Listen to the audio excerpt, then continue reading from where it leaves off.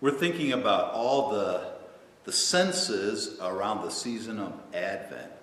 And today we're focusing on what are the sounds of the season.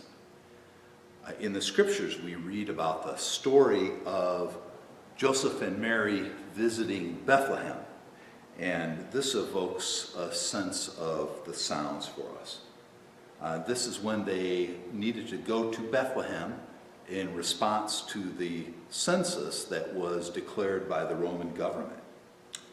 So Joseph went up from the town of Nazareth in Galilee to Judea to Bethlehem, the town of David, because he belonged to the house and line of David. He went there to register with Mary, who was pledged to be married to him and was expecting a child. And while they were there, the time came for the baby to be born. And she gave birth to her firstborn, a son. She wrapped him in clothes and placed him in a manger because there was no room for them in the inn.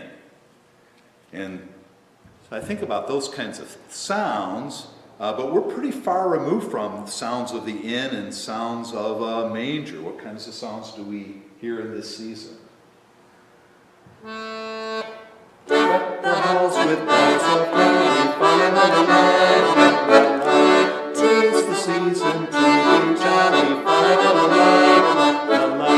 Down in our gay apparel, fa-la-la-la-la-la-la. Troll the ancient Yuletide carol, fa-la-la-la-la-la-la. So amid all the sounds of our season of Christmas and Advent and the sounds of the season in the past, in Bethlehem, in the stable, we have also the sound of quietness. Mm-hmm. Yeah, Luke goes on to tell the story of the shepherds and the angels. So if you can imagine that it's night and the sheep have all finally gone to sleep, how quiet it must have been.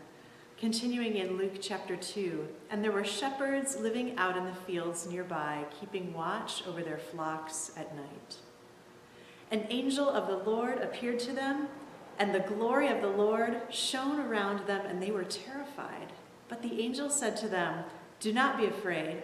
I bring you good news of great joy that will be for all the people.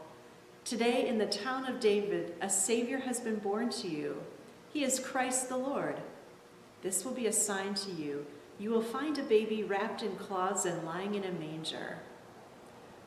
So we went from great silence to the sky being filled with sound as well as visually filled. Kind of the voices of the angels filling that silence with praise, glory, speaking of the wonders of God, right? Exactly. Declaring God by their presence and with their words. Exactly. And during this year, 2020, many of us have become much more acquainted with silence than ever before. And that maybe you count yourself among those numbers. Maybe you're spending more time alone. Maybe you're spending more time out in nature as a way to decompress from all the time that you're spending online. Maybe this is something that you really enjoy and have stretched out into with gladness. Maybe not so much. Personally, I have found that spending a lot more time in silence than I normally would has also had an impact on the way I even conceive of joy and what joy is. I used to only relate to joy in the sense of total elation and gladness that just welled up inside. And joy I think of as something that I need to engage with. Maybe I need to dig down to find something that is real and tangible and is not about me and may not even be about my happiness, but it is a distinct thing all its own. Kind of a silent, quiet joy, which kind of wells up from a really deep place that the world is being made right, maybe? Maybe. That kind of joy? I have known moments where I know I'm experiencing joy, but I don't feel happy. And that's a new thing for me. So I wonder sometimes about what kind of joy did the shepherds experience? Did it involve a little bit of terror? As well Probably. as the happiness that I always associated with this story? I don't know. I also wonder about the terror of young Mary and Joseph having this baby. I mean, no parents are truly prepared, and here they were, far from where their families were, in their ancestral city with this child. And I imagine the crying of the baby Jesus, and just the sense of awe and wonder that came with that sound of baby Jesus crying, in the sense of their responsibility and knowing that this was the child that God had given them, a very special child, for God's purposes, and somehow put into their hands. So there was that sound too, I think, that must have filled the first Christmas. Yeah. So when we think of these sounds, I think they invite us to reflect on our own kind of soundscape for Christmas.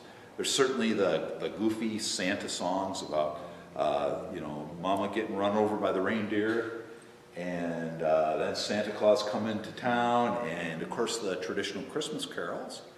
But there's also these other sounds that really tell the story, in the wonder of the voices of the angels, in the voice of Jesus himself, in the words maybe spoken by Mary and Joseph, maybe the sounds of the animals in the manger, that humility there in the stable. Quite a story of sound that invites us to hear it, maybe with more open ears again, when we're in a space where we're not going to parties, we're not gathering with family, we're not in the same way engaging with the season. So we're going to light the Advent wreath, and we light the candles as symbols of the peace of our God coming to us.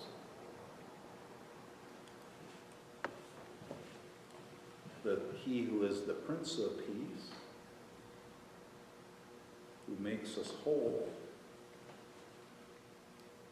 who fills our voices with words of praise and celebration,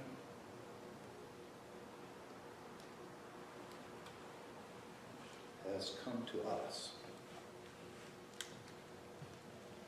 And we thought we would share a song of joy for you of the season.